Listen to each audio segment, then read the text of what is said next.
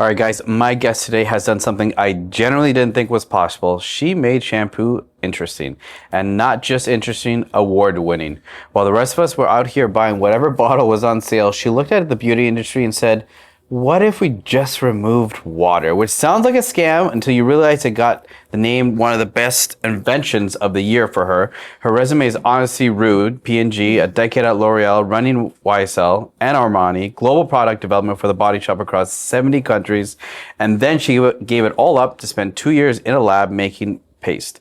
Voluntarily, obviously, and it worked. She built a whole new category, sold out on her own products 12 times, which is either a supply chain issue or just the greatest flex in retail ever. You decide. And she did it all while raising kids, which means her calendar is scarier than any of her competition. She's a co-founder and chief brand officer for Everist, one of the sharpest brand builders in Canada. And I'm honestly just glad she found the spare hour for us to talk today. Stronger, smarter, faster, healthier, better. Today, welcome, Jayme. Thank you. I'm so happy to be here. So how do we know each other? I see you 2 to 3 times a week, 4 Yeah. times on a good week when I come to the gym in the morning. Yes. So your products are nothing I've ever seen before. And I don't even want to talk about what's in it, but just the packaging. Thank you. The packaging alone is so different. I guess let's go into what made you want to veer off from the stereotypical 2-in-1, body and shampoo. What got you into doing that? Great question. Well, I feel like the first thing, I can tell you the whole journey about Everest, but just on the packaging, I do think when you create a new brand, you really need to have something that stands out. Mm-hmm. So I think Everest is truly an innovation in beauty. There's nothing else like it. The packaging is one part of it. But actually what's even more interesting and what our patent pending on is the form factor. So the actual product having a concentrated kind of cream-based shampoo didn't exist before Jessica and I created it. Mm-hmm. And originally we created it because we wanted to have more impact and create something that was lower waste, that had a smaller carbon footprint, that didn't use a single-use plastic bottle. And then after being in the market for a couple years, we got all this feedback from our community about the incredible results it was having for their hair, scalp, and skin. So we've really leaned more into that performance message in the last couple years, which has helped us grow. Interesting. So I was reading that you were a kid shopping for lip balm at the Body Shop, obsessed with Anita Roddick, yeah, so yep. Activism, and years later you're running marketing for that exact company. Yeah. When did you realize when you walked into your own childhood dream, and did you live up to that? That is crazy. How did that come about? That's a great question. I'm glad that you asked that because I usually don't talk about my history on podcasts, but I think it's a great place to start. So I think for me, the realization that I wanted to create Everest was during my time at the Body Shop, and Anita Roddick, the founder of the Body Shop, was like a total badass. Unfortunately, she passed away in 2007, but she totally changed the beauty industry. She created fair trade. She had this whole kind of movement of activism in beauty and did it in a very trend forward way. It was like the it brand of its time and really a major pioneer. And I think for me, the turning point is when I was in international, when I was working in London for the Body Shop at the global headquarters. And I read all of Anita Roddick's books, so inspiring, and went to lots of meetings where we talked about her. And I just had a realization, I don't want to talk about her anymore. I want to be her. Yeah, yeah. How do I, really think about the industry kind of in a similar way that she did about doing something totally transformational and something really different and forward thinking? And what would it take to really try to create the future of beauty today? So that was really the turning point for me. That's interesting. Yeah. Were you always involved in beauty? That world, yeah. Even when you were younger, was that always something that you were drawn to?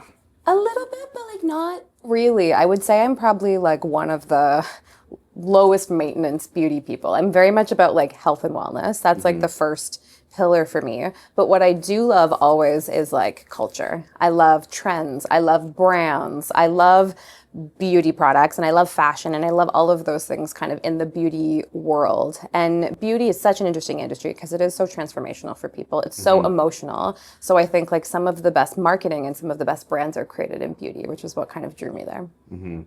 Interesting. And so growing up, were there certain things that you saw right away that you want to change? So for me, like I've been around the gym and the fitness industry for such a long time.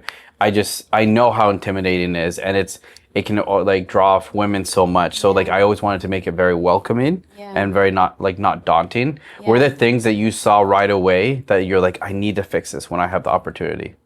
Good question. I think like there's lots of different ways to approach beauty and like beauty branding and beauty companies. I do feel a similar way about Everest. Like I want Everest to be a very inclusive brand. I want everybody to kind of be able to see themselves in the brand, for it to feel like friendly and welcoming. I also think the beauty industry, can be harmful in ways in terms of like stereotypes that, it propagates and that type of marketing. So I'm very mindful about the type of campaigns that we use for Everest. But for me, like beauty is really, I see it more through like a wellness lens. And I think there's like a couple different ways beauty can be approached, specifically in hair care, which is the category we play in the most often. But a lot of beauty products, skincare and hair care products in particular, take more of like a cosmetic approach. So you are like, an example of hair care, like coating the hair with silicones, which gives a result, but also can build up over time, and obviously can have an impact on hair and scalp. So for us, for everything beauty, but specifically zeroing in on our vertical of hair care, for me, it's much more of a wellness approach. So how do you improve, the health, the quality of your hair and your skin and your scalp? And as a result, over time, you get better results rather than worse. So for me, it's always kind of looking at beauty through that wellness angle. And like we originally started with very much like a sustainability and eco focus, but personal health and people's health and planetary health are so connected. So very often the things that are better for the planet are better for you as well. And then when you use those for a longer period of time, you get better results. So it's all really, I think, connected in this nice like 360 way when you're approaching beauty from this wellness lens versus like purely just like looking better. It's really more that inside out kind of approach. It's interesting because I never would have thought of beauty as wellness, right? But it does, I guess, make sense the way that you're explaining it. It obviously seems like you had to learn a lot about like silicone and things. Like, were you always fascinated by that, or was that like something you really had to like just deep dive in and learn a couple things along the way? No, I was always interested in like wellness and ingredients and personal health. That's like kind of probably my like entry point into beauty. So that for me has always been first and foremost, looking for like natural ingredients, quality products, being mindful of things that are like endocrine disruptors, hormone disruptors, like just especially now with kids, like that's kind of where the genesis of Everest started, is when I had my daughter and I became a mom. I was really, and I still am, like super interested in all of the ingredients that I was putting on my body and on hers. Also the impact like these ingredients were having when they went down the drains and into our water systems. So that was really when I got super crunchy, let's say. But then wanted something that, didn't sacrifice the performance that I was used to. And that was kind of the sweet spot, is like, you have these brands that are really kind of in their eco niche, which is amazing. But the goal for Everest has always been, how do you create something that is more sustainable and better for you, but has mainstream potential? So it feels like it's an upgrade rather than a compromise. How do you make, a more, clean option, just the better option? So it doesn't feel like you have to trade down, you can like trade up. And that's always been the goal. How do you build a global brand that really like brings people into that next level and doesn't have like a compromise in terms of personal health, planetary health, or performance? What are things people should watch out for when it comes to products? Let's say shampoo. Yeah, it depends. Like everybody's hair is different, so different things can be, good for some hair and like different hair types. In general, I tend to avoid like synthetic fragrances, a lot of really strong preservative systems, silicones for my hair personally, but everybody's different. Like I said before, like a lot of the ingredients that have, harmful effects on the environment can also be harmful on the individual as well. And I think, in different markets, things are regulated differently. Like Europe is a lot farther ahead than North America on a lot of this regulation. Why is that? Why do you think? Yeah, just because they have stronger regulatory bodies there and more red tape, which has pros and cons. But I think we're seeing this progress, but obviously these things take a lot of time. Yeah, interesting. Yeah. So you learned marketing at P&G, then spent a decade running luxury brands like YSL and Armani at L'Oreal. What's one thing luxury beauty taught you about human psychology that most entrepreneurs never really learn? That's a great question.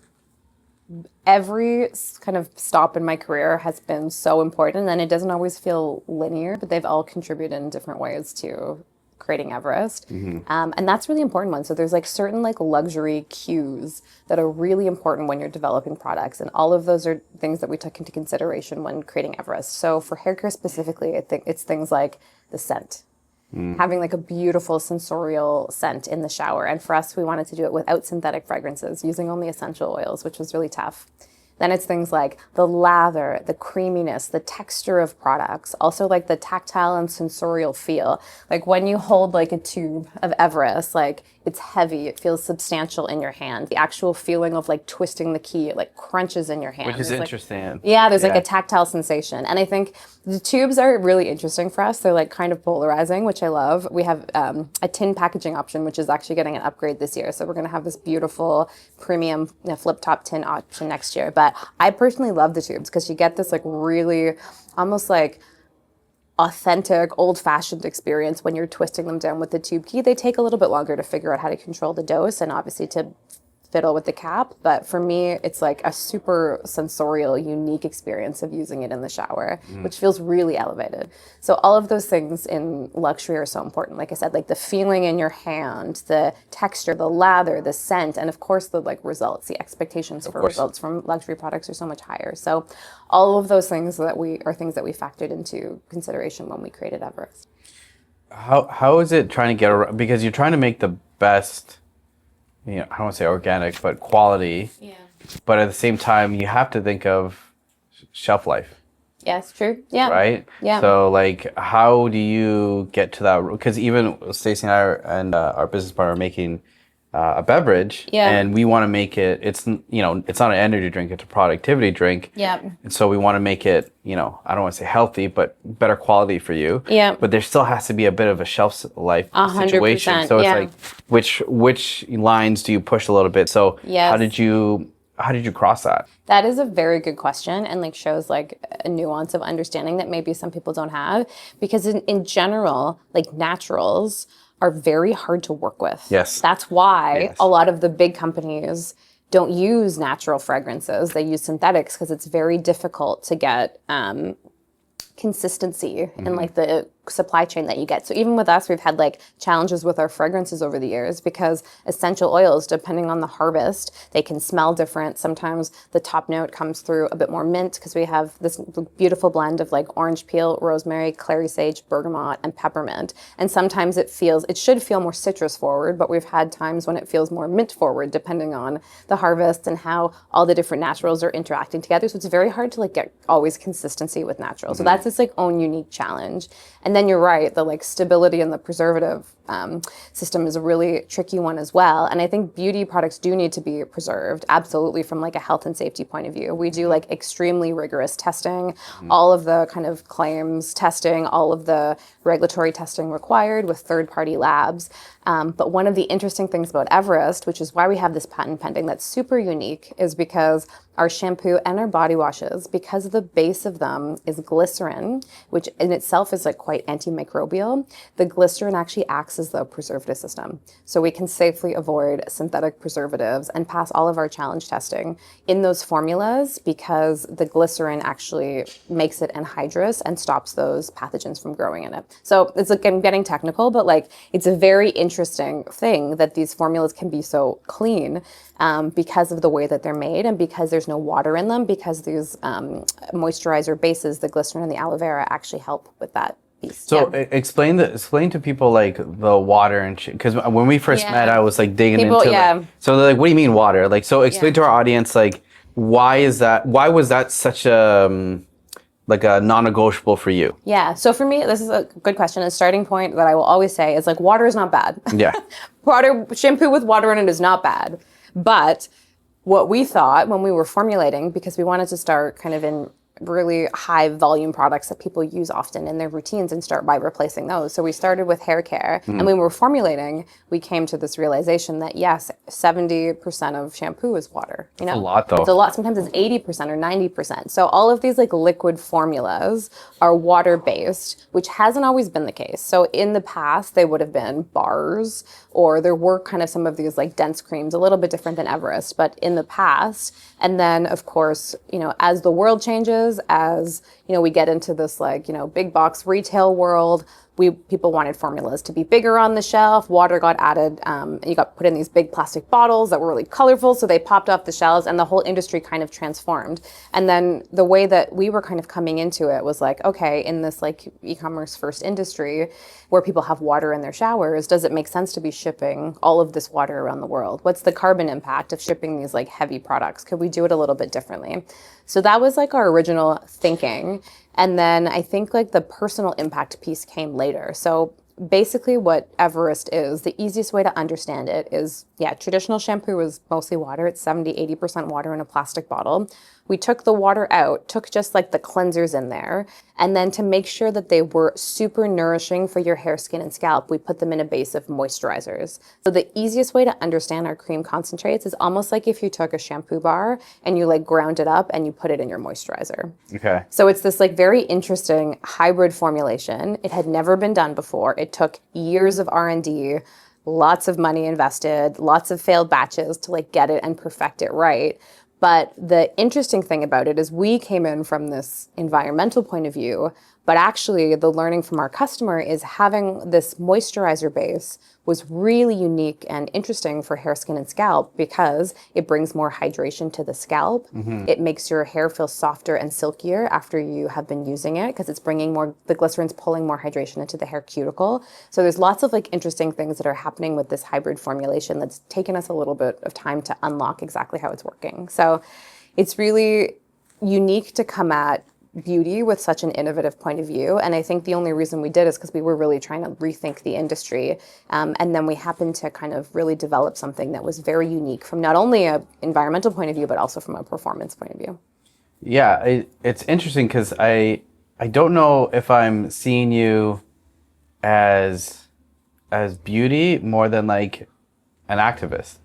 Because you're really like, you really care about like creating a positive like footprint and everything like that. Yeah. And then you're mixing it with beauty. Right. And it's just, I mean, I don't know much about that world, but I don't really see people caring about that. So, well, that's why it's like interesting because I always say like Everest is like a Trojan horse, right? Like a little bit, yeah. Yeah, because I care about sustainability and I care about like people and planetary wellness. But when you're looking for beauty products, like let's all be honest, like that's not the first thing that you look for. Of course, right? yeah. Like people are shopping with like a problem solution in mind. So for us, you know, the foundation of our company will always be, and as the company's continuing to evolve and grow, and like we're tweaking our messaging and new packaging, all those like sustainability fundamentals that we built on will always be there. But it's getting this like beauty glow up as we grow to feel more beauty, because to have impact, you need to grow and people need to use the product. So we're almost like approaching it, you know, we have this incredible performance story, which is really strong and unique that we can like lean on, but we've kind of like flipped the script. Whereas when we first launched, we were really talking about the sustainability message and the performance almost like secondary. And now we know, obviously, we can have much more success leading with the uniqueness of the formulation and the hair and skin and scalp benefits. But also that sustainability fundamentals are always there. And to have more impact, obviously you need to be big. Yes. So that's kind of the way that we think about it. And yeah, it's like this interesting like dual mission. But yeah, the way that we kind of think about like concentrates is almost like I said before, like from a wellness perspective. And they're almost like boosters, like our new scalp serum Everboost. You can think about it like a supplement for your scalp. Like because these formulas are concentrated, they're compact, you have no water watering them down, but you have all these actives that deliver different benefits for your hair and your skin. Yeah. Stacey, which was the one that you bought? The peptide, the serum. Everboost, yeah, peptide scalp serum. Yeah. Yeah. You said your hair got softer. Oh, like instantly. I told you. Like I yeah. told her because I was like, I've tried everything because like after I had COVID, like my hair like fell off. Yeah. And like it was so thin and it's blonde and it's like dry and it like I have tried like literally everything. Yeah. And no, it like genuinely.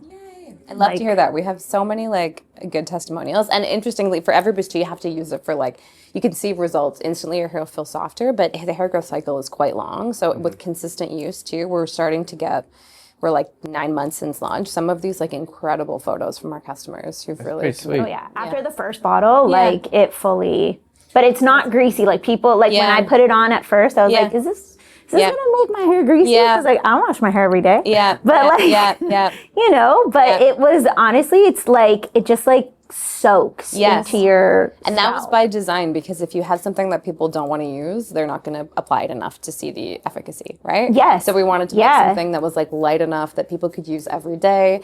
It's based in aloe vera, so it's like very soothing and nourishing for your scalp, because scalp health all comes down to, there's many different things that go into obviously your hair and the quality of the hair that you grow.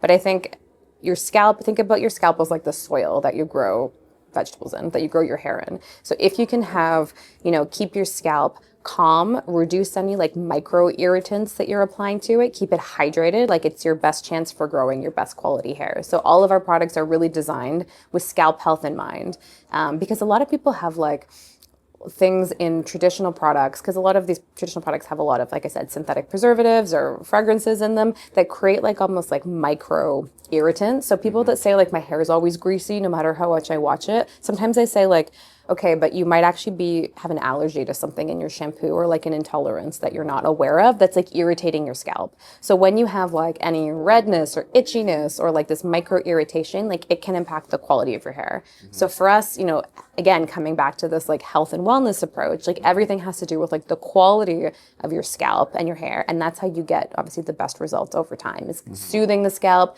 reducing any irritants, helping it stay hydrated, and really like delivering those like high impact ingredients like caffeine, which is a DHT blocker, or the peptides in this formula to have the biggest impact. Yeah, I was reading up on like things for like hair and like caffeinated shampoo and stuff like that. So how to explain to the audience like what is that caffeinated shampoo? Well, caffeine is like a DHT blocker, which can obviously help supporting like healthy hair growth. I would say I don't know about a caffeine in a shampoo, because it's more of a rinse-off formula. Okay. But for Everest, it works with the peptides in our formula. There's a whole bunch of different ingredients, but the basis of all of our formulas is this like moisturizer base. So our Everboost is based not in water, as most scalp serums are, or it's not in oil, which a lot of people find heavy or greasy on their scalp. It's based in aloe vera. So you have like the soothing and anti-inflammatory benefits of aloe vera to start, which kind of helps create the best environment. And then you have these like different actives in there that help support healthy hair growth. Yeah. So, how many batches did you have to do in the beginning? Good question. Lots, lots and lots. Like the R&D lift was really heavy for all of the formulas. Like traditionally, the way that beauty products are made is usually like a formula that exists. People look at the trends and they look at the best sellers in the market at Sephora, #1 product, and they basically go and say, I want something like this very successful product, but I'm going to make my own packaging and I'm going to like change the fragrance in it and like put a new hot active ingredient or something like that. So there's usually not like a lot of real innovation in beauty. There's a couple like workhorse ingredients that really make a difference, like glycerin, probably one of the most hardworking beauty ingredients, which is the base of our formulas. But in general, like a lot of products are Me Too products, almost all of them. It's not very often that you see something truly innovative like this. And the times that you do see innovation, it's usually either like a really big CPG company like L'Oreal is investing in that innovation over years, or kind of buying up these smaller companies that are like innovation led, or the way that we kind of came into it from this like interesting backwards way of the sustainability lens, and then slowly uncovering after like putting a lot of money in R&D and a lot of our research after creating the product, doing it a little bit like differently that way. So it doesn't happen very often in beauty. Usually it's kind of this, even if it's not a dupe, they all kind of are dupes. Oh, okay. You know what I mean? Like it's different versions of similar things with like slight tweaks. And obviously some things will work better for different people depending on their hair or skin type, but there's not usually a new category creating innovation, unless it's coming from like a really big CPG company or Everest. Or Everest. Yeah. Talk to me about how you met Jessica. So Jess and I are friends from university. Okay. We went to business school together. We were neighbors at Western. So we've been friends for a long time, and we obviously stayed in touch. We have the same group of friends. And we were talking around that time. She was in the beauty industry as well. And that's crazy that both of you guys got into beauty. Yeah, it is funny, actually. And yeah, it's kind of funny how it all evolved. Like, I think everything that we've done has been almost like following this trail of breadcrumbs, as opposed to being like extremely focused on the end game. It's been like almost like a journey of discovery and like pivoting along the way. So, you know, in the beginning, we talked about a lot of different business ideas before we landed on Everist. And at the time, it wasn't even Everest. It was, 5 versions earlier of Everest. So it's taken us a while to, get to this point. And also, figure out our ways of working together too. We're very different, but we have similar kind of vision and values for the company. So it's been a great journey. What value did you see in her as a business partner that you felt like could really help you bring your value up too? Good question. So in the beginning, it wasn't as, I don't want to say it wasn't intentional, but it was like almost like a happy accident that we ended up working really well together. It could have gone very differently. And I think you never know. Yeah, you never know. And I think it's because we both want it to work, kind of like a marriage. So we make sure that it is a business relationship is a marriage. 100%. We know that like the success of Everest depends on like our ability to work well together. So we are really intentional about how we work together. But it could have gone very differently. And I think we're lucky because, I didn't interview like 25 people to start Everest with me and like pick Jessica. It just kind of happened naturally because we were friends. We had the same kind of background in beauty, and it just kind of evolved really organically from there. But it could have been different. And we're lucky because on paper, we really have kind of a similar profile. Like we both were in like beauty marketing. And then since we've gotten into Everest, we've just kind of learned by happy accident that we actually are very different in terms of our skill set. And that's good been though. Really helpful. Yeah, it's been really helpful. So, I would never have considered myself, 10 years ago as like a creative, but I've kind of become the de facto like creative founder. And then she's lean more into like the analytical operational side. So it's been really interesting, like finding our ways of working. And we probably started more like this and we've almost like diverged a little bit. That's good though. Yeah. It's funny you say that because I do not consider myself a creative person at all. Yeah. But I think now I'm a creative person. Or like, I should say that certain situations have now groomed me into becoming more creative. Like whether it's I do think I'm creative when it comes to the fitness area. Yeah. But even when you think of like podcast or drink or ideas for like or Instagram or something like that, I find like when you think sometimes you're not creative, but when you're put into situations to grow, you end up being a little bit more creative. It is like an essential skill for a founder. Yes. Like you need to have the vision. Like that vision comes from creative thinking, the ability to like see things that don't exist, the ability to like pull together trends that you're seeing and like patterns that you see and like pull it together and kind of synthesize them in a way that like gives you, something actionable and interesting that you can do with. So that's like and also the creativity of problem solving, like that is like a superpower, I think, for a business, like especially in like the early years, like you are constantly problem solving and iterating and pivoting. And if you can only think inside this little box, like we should have gone under 100, 200 times by now, but we've been able to like find ways that are a bit more unconventional to either change, tweak the brand or tweak the product or the messaging or raise money or survive, you know what I mean? Like it's just a survival game for the first couple years. And you really need that creative ability to problem solve. That's really helpful. Yeah, I agree. I always joke around with Stacey that I consider myself like the visionary, and she's like the architect. She puts everything together. Like I'll give her literally the most stressful idea ever, and be like, okay, this is what I'm thinking, and she's like, I don't know how we're gonna do that. Yeah, you need one of each, right? And then like she'll like a couple of days later, she's like, so I figured it out, and I'm like, thank the Lord. Totally, that's like Jess and I. It's the same thing. Like it's like a perfect combo that you need. Yeah, well, yeah, because you like it's not that she doesn't bring ideas or I don't solve certain things. Exactly. But I do generally think that I things will come up to me, and sometimes they're a bit of a mess of like, but this is what I'm thinking, kind of. And she'll be like, okay, let's like write this down. Let's try to figure it out. Let's iron it out. And like those are skills that like she's definitely better at than I am. So I think if you have two creative people or two people who are too analytical, I do find that it's almost you're stepping on each other's toes for no reason. 100%. That's exactly right. Yeah. So you need to have both. You need both. You absolutely need both. And I think while it can be difficult to have two founders sometimes, I think having that like right brain, left brain, or having that like full kind of 360 perspective on the company is really critical. How do you deal with communication with her? Good question. I think like I said before, like we know that you see the vision. You both are the vision. We want the same things. We're very open and like very candid with each other, and then we try to really just like, you know, if there's something we need to talk about, we do it right away, but we always have each other's best interest in mind, and we're like friends too, like we know each other's families, like we sometimes that can be good and sometimes that can be it can be good and sometimes it can be bad, right? Because if you're too comfortable, right, then you can be like if you're having a bad day or whatever, 100%. You just say things maybe not the best, exactly, but sometimes it's good because it's like, listen, I like, you know how to talk to somebody.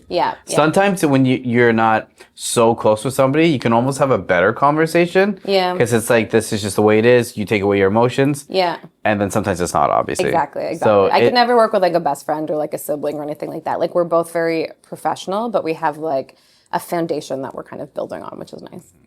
Yeah. Do you find yourself a good communicator? I like to think that I am. I'm like highly, highly empathetic, which I think has like I can really like feel people's emotions, which has a lot of benefits, but it also is something that has drawbacks that I have to work on, just in terms of like never wanting to like hurt somebody's feelings. Of course, you know what I mean? Like that's one of the skills. You care.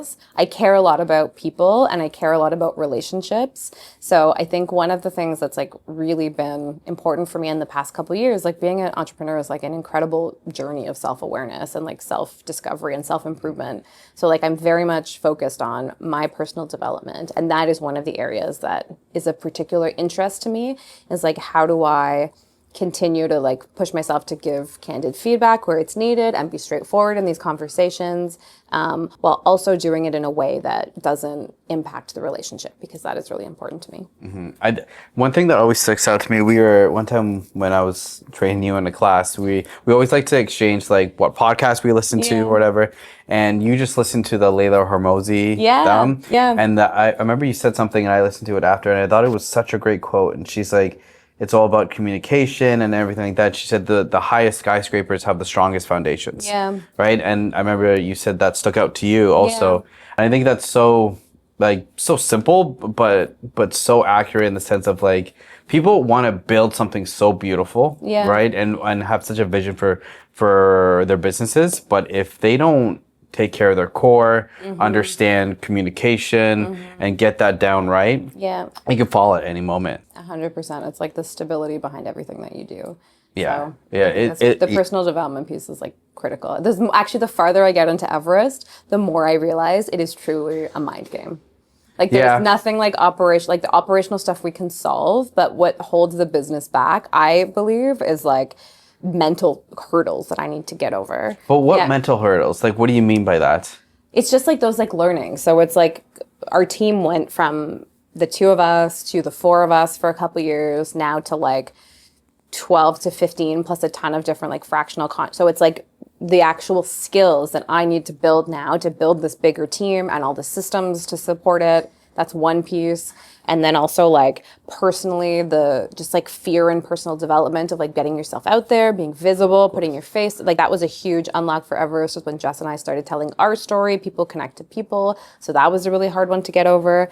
And I'm still working on that. Like there's so many, it's so challenging for me. Obviously I'm super comfortable here because we're friends, but like just to get out and be visible and find time for that kind of stuff, because sometimes it feels silly when there's so much actual work to be done, but it is part of like building the business. So it's just like getting over these, or like scarcity mindset, or you know what I mean? Like all of these things are like what I believe holds the business back at the different levels, and you really need to just find ways to break through them. Yeah, I mean, it's interesting because I think we're in a world or we're in a time right now where like people really appreciate founders footage. Yeah. Right. And it is true. Like if Warren Buffett was like growing his business now, I would have loved to see him vlogging and YouTubing and all that stuff. Yeah. But like, it's so interesting because it's like, I don't want to say that it's like, it's annoying, but it's just like, you want to focus just on the business and building it. Yeah. But at the same time, what people appreciate about brands now is like the people behind it. And you have to realize that like, they want to see that. They want to see you, whether it's stressing out over something and overcoming it. Like people love people who overcome. Totally. Right? And it's just, you want to connect to just a person or people on a team. So it's so interesting that we're in a time where like people want to see the people behind the brand more. Yeah, I think. it's a fine line to walk though too. I struggle with this sometimes because it's like, here's our story, here's our small business story, like here's us building behind the scenes and all the crazy things that happened. But then also, like, we really know what we're doing. Yeah. You know what I mean? Like, we never made this in our kitchen. We had, from the beginning, like, the best labs and chemists. We have a patent pending. We worked at the biggest beauty companies for decades. Like, we really have credentials and testing and regulatory and credibility to be creating this product. So it's like it's an interesting balance that I sometimes struggle with of, like, the business, I love two things can be true. Like both of those things are true. It is still a struggle to like build this business and crazy on the day to day and all these problems come up. But at the same time, I also do know what I'm doing. You know what I mean? We also are experts in this category. So it's like, how do you build the credibility, but also the relatability? It's like almost like a bit of a push-pull between. Yeah, because you want to you obviously want to be confident, but you don't want to come across like arrogant. Exactly. But at the same time, you're like, hey, we're doing things right for a reason. Yeah, exactly. Right? Yeah. So when you guys were creating your line, did you know automatically like what things you wanted to roll out right away? Not at all. Again, it's like very much down to like pivots and like following our community. So we have this huge community of Everest, we call them, and like we are obsessed with their feedback and learning from them and solving their problems. The whole company is built for them. They are the Everest. That is why the company is called Everest. And the Everest is the person who thinks about their forever impact. So like a big picture thinker who like thinks outside the box, a blue sky thinker. So that is our like North Star and our customer, and everything, including products, packaging, marketing, everything we do is in service of them. So an example of that is like different evolutions of the packaging. Like originally we had the tube, now we have the tin for people that don't like the tube format. The tin is actually being elevated into something like super special and premium next year, so stay tuned for that. That's one piece, but also the innovation. So Everboost, the scalp serum, like a large proportion of our community loves our concentrates because they find if they're aging and their hair texture is changing and getting drier, or their scalp is getting drier, they bring so much hydration to their hair and their scalp. So that really led us to uncovering this desire to have more scalp-focused products that help with like the quality of hair and supporting healthy hair growth through all these different life stages. So that's what led to Everboost. But always like just learning from them and like thinking about what products they need in their routine, but also like what problems we can solve. Because as I said before, there's like so many Me Too products. Like how can we bring really like net new innovation that solves a product, but also is like highly unique and differentiated and, you know, addresses a people problem, but also we're always thinking about the world problems as well. So do you know what's the most ambitious, if you can talk about it, the most ambitious thing you've been thinking of? For Everest? Yeah. This is actually like one of the things that like coming back to our earlier discussion about like things that I'm working on. Yeah. Like I feel like at every stage of Everest, I'm like learning to like dream bigger. You know what I mean? I see what you mean. You know what I mean? Like I wasn't ever around entrepreneurs or founders growing up. I never thought about being a founder or an entrepreneur. I never had my eyes open to that. And then once you start, you get obviously exposure to one level, and then as you're fundraising, like other levels and other levels, and my vision keeps expanding. And I need to kind of force myself to like think bigger, because it doesn't naturally, I'm like actually quite practical and conservative. Jess and I both are. So we really need to like push ourselves to like take those bigger swings and like think bigger, which I think is different from a lot of entrepreneurs. So it's really interesting. Yeah. It's one of the things our investors are always telling us is like, go out there, spend the money, like bigger swings, you know what I mean? Yeah, which is crazy. Which is crazy because we're so focused on like running a good business and profitability and the bottom line, all that stuff. So anyway, it's like a very interesting situation. But biggest thing, well, we're in the middle of like a really transformative phase right now for the brand where we're working on all new kind of updated and elevated packaging. Again, keeping all our eco credentials, but making it feel more beauty, leaning a lot more into like PR and influencer and getting that flywheel going. Like these are all like big investments that we need to make. But I think really important and will really help kind of get that brand to the next level. You really like spoke to me when you said about like thinking bigger. So I have and I guess now I technically have 2 mentors, but I have a mentor, and when we go over things monthly, it's he always tells me like to think bigger, think bigger, and I never really understood that. Like I'm like, what do you mean? I want this. Send me his name. I probably should talk to him. Yeah, and he's like, no, you got to think bigger. Yeah. And then I'm like, I'll go, and then he'll be like, think bigger. And even our investor for our beverage company, he's like, you gotta expand, and it's so interesting. These like investors or people who've done it, their constant thought. It's just like you need to just let go. Yeah. You just need to let go and Maybe it's just like a control, let it fly. I think it's a control thing. It's like I don't know, because me it is, yeah. the times that I let the door open and just like let it fly, there are like some crazy ideas that come up, and it's just like to you it's crazy, like but once you create it, you're like, no, it was like fully possible. Yeah. So I definitely have all of the ideas. It's more for me like actioning them is the challenge, or like prioritizing them. prioritizing is huge. Yeah. Yeah. Do you consider yourself a control freak? If I think about it, yes, I probably am. Yeah. Yeah. In certain ways, certain things I let go. I financially, operationally, like all of that stuff. I'm very happy for Jess to lead and be deep into the details, although I'm in it all still with her. But like for creative, for stuff like that. Relationships within the team and stuff like that. Exactly, all that stuff is really hard for me to hand off. Yeah, working on that. Yeah, we all are. Yeah. So nobody had ever manufactured a shampoo concentrate paste before. Yeah. So you really didn't have a blueprint. No. So you basically had to be the first. So you being the first, were you afraid that people were going to copy you along the way? 100%. Right? Because it's about first to market. Yep. Right? Yep. So I don't know if there's I'm sure there's brands always watching you. We've had a few copycats. Yeah. So There's a few out there. So how do you try to create something so tailored towards you, but do you get bothered that other people are just going to try to copy you? Yeah, good question. There's like 2 schools of thinking. So yes, we were very worried about copying our innovation, and we did want to be known as the first. So there's a couple things we did to protect it in a sense. So one, we have a patent pending, so we filed for that, global. So that's one, although it's pending and it's not foolproof, so there's still copycats out there, but it gives us hopefully some protection in the future. And then when we launched in 2021, we made a big kind of splash with PR. So we raised a little bit of capital before we launched to do this kind of big launch strategy and a lot of like PR before we started, and to kind of get us going to establish Everist as like the first one to do this. So when we like launched, we were getting like press hits, we won tons of awards. We were getting press hits all over the world, Japan and Norway and Thailand, all these places like on all of their like international trend reports. Which is amazing. All of the things. Yeah. So it was really like people were really excited to see something new and innovative and different. So that was one of the things we did to kind of protect the innovation.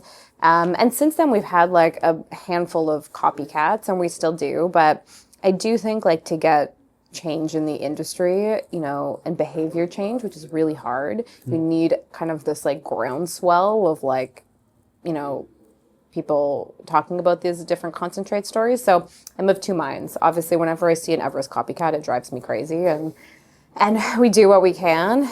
But I also think it's interesting that people are interested in concentrates, and I do think the industry is moving in that direction. Yeah, is it one of those things that's like, what's that saying, a rising tide raises all boats? Exactly, yeah. Like, is it good?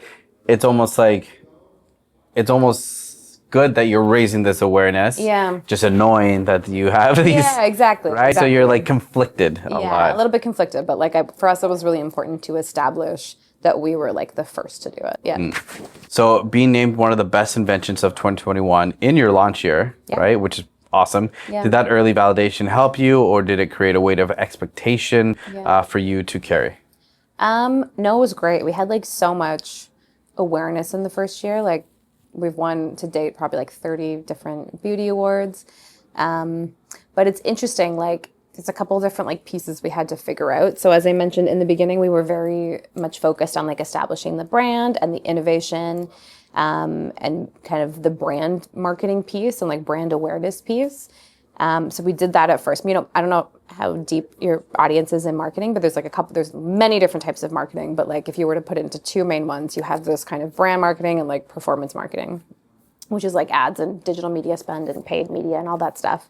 So traditionally, like Jess and I are like brand marketers. That's what we did in our previous roles. So we launched with like all this brand marketing on Everest. Like we got a ton of press, a ton of awards, international attention. You know, people were really excited about seeing this new category defining innovation. But we didn't have the performance marketing side yet. So we had to actually, you know, we did that big launch and then it was kind of like, okay, now what?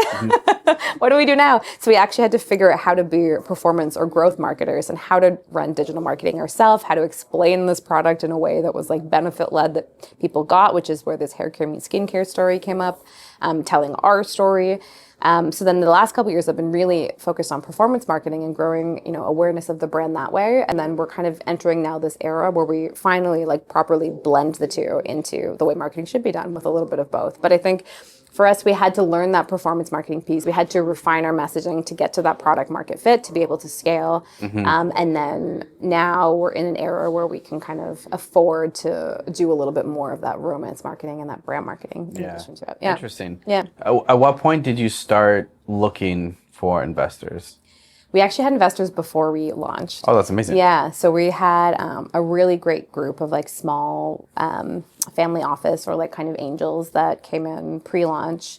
A lot of female founders or investors that had invested in female founders, which is great. So we needed a little bit of capital just to get going because of the R&D and for the launch.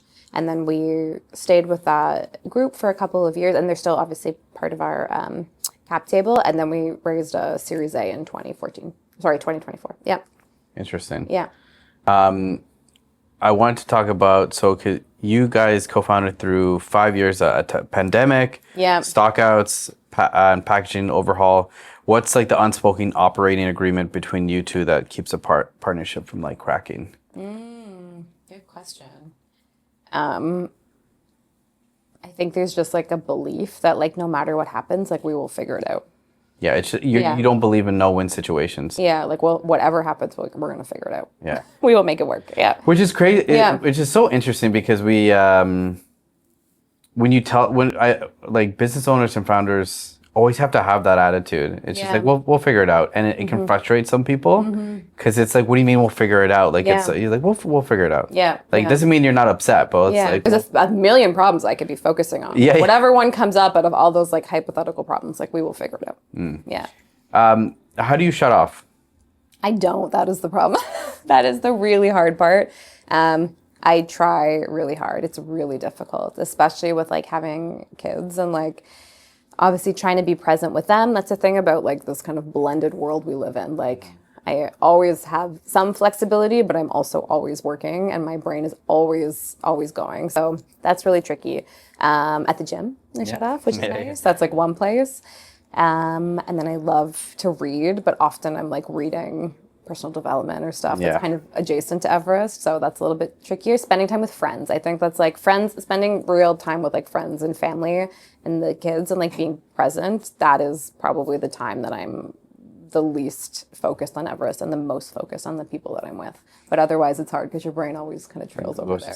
Yeah, 1000%. Yeah. And then what about boundaries? Like boundaries because people always talk about you need to have boundaries for this work, but I think when it comes to the business, especially if you want to do something big, like you almost have to accept no boundaries. Yeah, I think boundaries is an illusion. Like I don't know, like this is. I think you just put things to it. You set it aside just for a moment. Yeah. Not boundaries. Yeah, boundaries is like not the right word. I don't think. Like you have priorities, And, I will never sacrifice my family for my business. Of course. That is like number one. But beyond that, like having a startup is very difficult. And if you want to have a boundary on your nights and your weekends, like you probably shouldn't have a startup.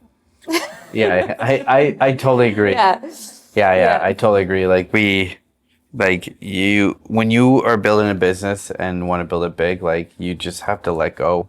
Yeah, you need to be obsessed with it. You need to be completely obsessed with it, or it's not going to happen, because it's so difficult and you're going to get just knocked down like so many times unless you are like absolutely passionately obsessed with making it work. Like it's really hard to keep going. Yeah, and I think you also, I'm a firm believer in seasons in life. True. Yeah. And also though, like everything has a consequence. Like if this weekend you are not going to do any work, then you're going to have to stay up 4 days in a row. You're going to have to do this. And I think it's just constantly, it's not the honestly, it's not the healthiest thing to say, but you have to, you do have to, like, you have to go through it. Yeah. And you have to be frustrated and have anxiety. Yeah. And because nothing built great is like really, built with comfortability. Yeah, you have to really bet it's a comfort. And I do want to be clear, like I'm not hands-on keyboard like every weekend. It's not that. It's just like that at any time something could come up that I need to address, which is why like the word boundaries has no application in my life, because like if I'm working and a child needs something, like there's not a boundary, I go do it for them, right? Like if it's an emergency, they need to be picked up from school, or if it's a weekend and there's a problem at the warehouse, like I need to solve that problem. So it's all kind of like fluid. You just need to recognize and like have this kind of understanding that like things are always in motion and you need to go to the most urgent thing that needs your attention. At that time, yeah. I definitely, I think I've called you out a couple of times during you working out. I think you were doing like a TRX row and I'm like, you're thinking about work right now, aren't you?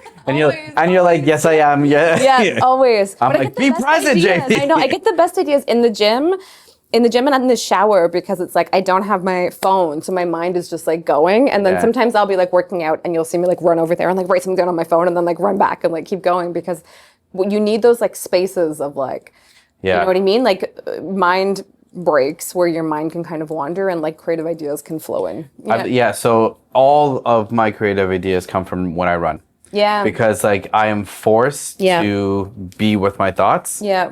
And it's just like all the video ideas, all the podcast ideas, every single creative idea is probably coming from running. Yeah. Because it's just like I'm forced to be there. Yeah, 100%. So shower too. Yeah. Shower's a big one. Shower thoughts are a big one. Yeah. Sometimes I shower for like 20 minutes. I'm like, I thought of 4 ideas for oh my God, I'm getting wrinkly. I gotta get out of here. I have to like keep like a piece of paper, like a pad of paper outside of my shower, because I like literally will jump out of the shower and like write things down and like jump back in. Yeah, it's pretty.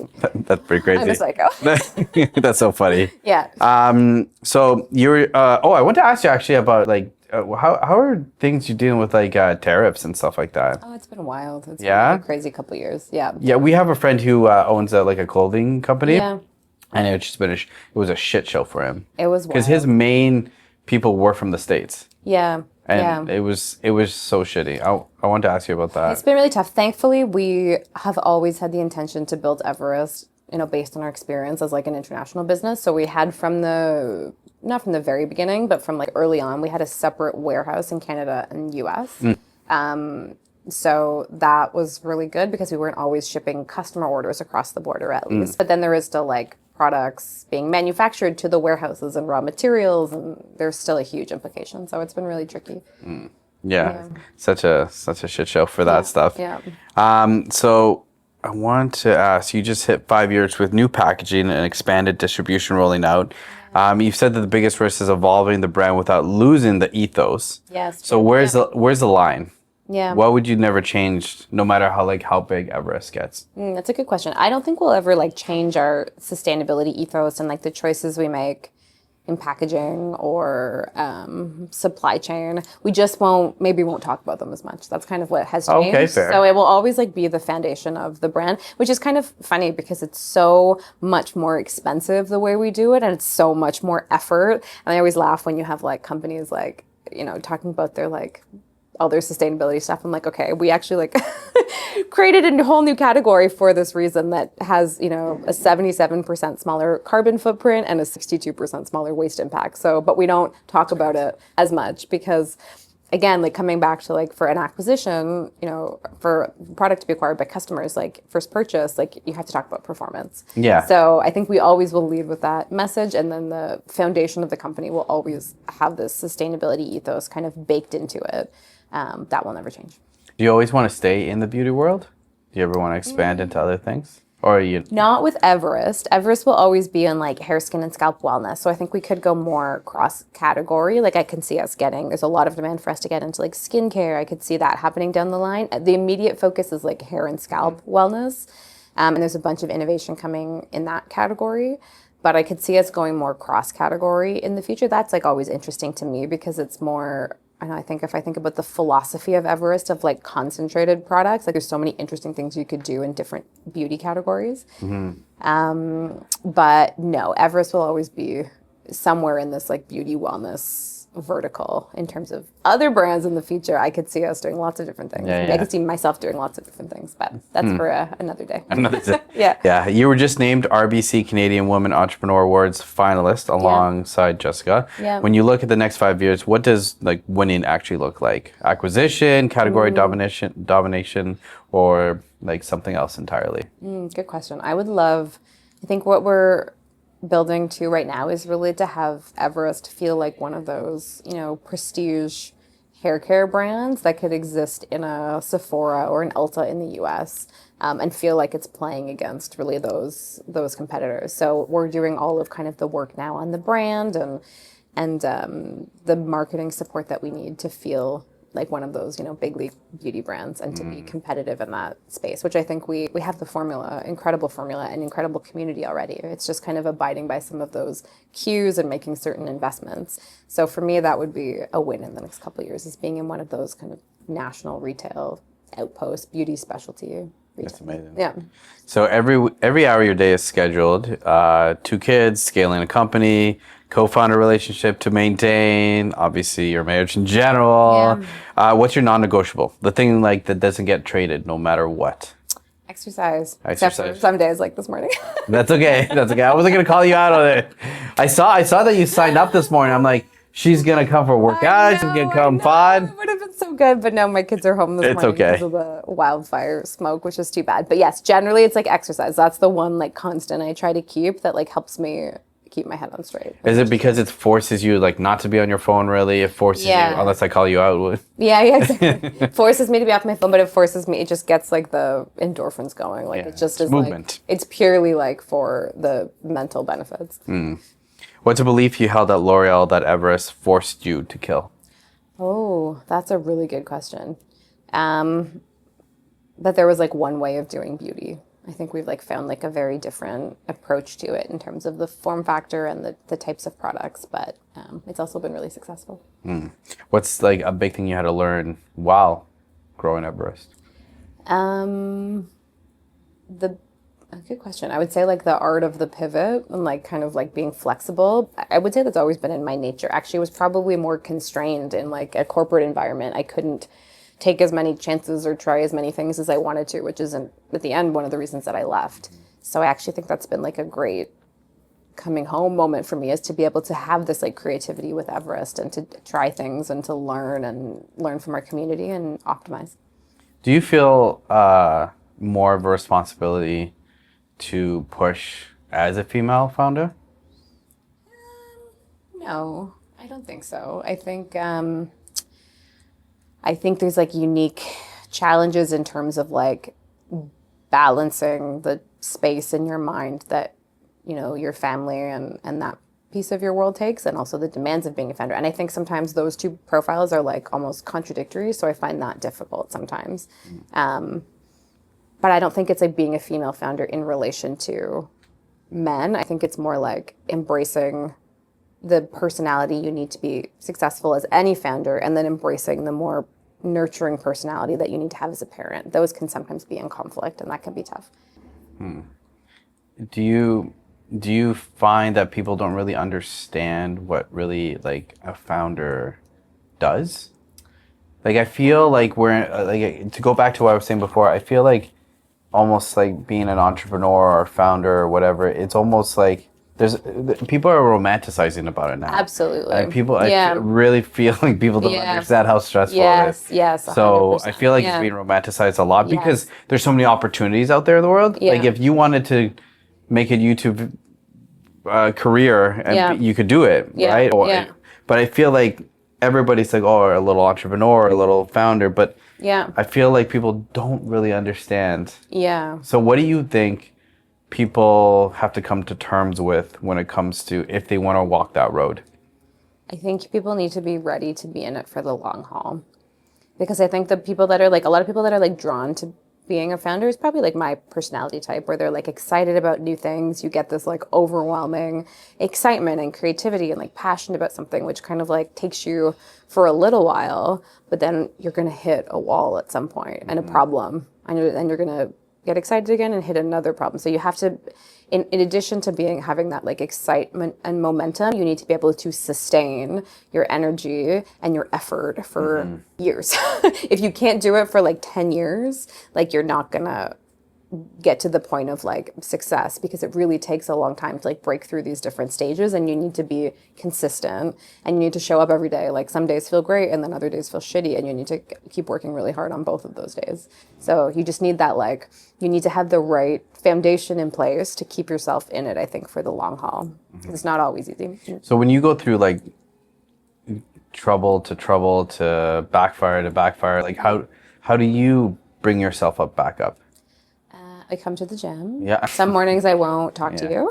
I'm like, how's work? And like, don't ask me. Okay? I need to. It's true. You actually have said that. I've said that a couple times. I'm like, I respect. Yeah. It depends on the day. Some days I'm really excited to talk about Everest. Some days I do not want to talk about it because it's really stressful and there's a lot of shit going on. So it depends on the day. But I think just like having a wellness routine and having good friends. And also, I think I say this all the time, but like having other founders that you can talk to and connect with that have similar challenges is like therapy. I think also even if they're in a different space. Yeah, 100%. Because sometimes actually it's like them being in a different space, they actually can help and communicate. Definitely. And you're like, oh, I didn't think about it like that. And it's not even different. I don't think the space is important. I think actually different space is good. I think around the same level is actually the most helpful, because at different levels you have different challenges. So I think I'm 5 years in market, but like kind of 7 years in now, I think, and like a certain size, I guess, of company. It's different challenges than someone that's just starting out, and it's also different challenges than someone who has a 300-person company and has been around for 15 years. You know what I mean? You have different challenges at every level. So people that are kind of in a similar level and are going through the same challenges are the most valuable partners and assets and friends, because you can share information. Yeah, I agree. Okay, so we're going to do a little bit of a rapid fire.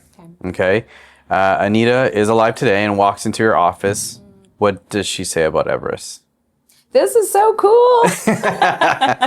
Best piece of advice from your P&G days that still holds? The value of brand. So having like a beautiful brand that's like crystal clear and communicates emotion and, you know, all these different kind of sensory cues around it is really important. One product in your shower right now that isn't Everest? Honestly, there's nothing. It's I really hope that was the answer. God, I swear to God, it's only Everest. Yeah. A dream project for Everest you want to try?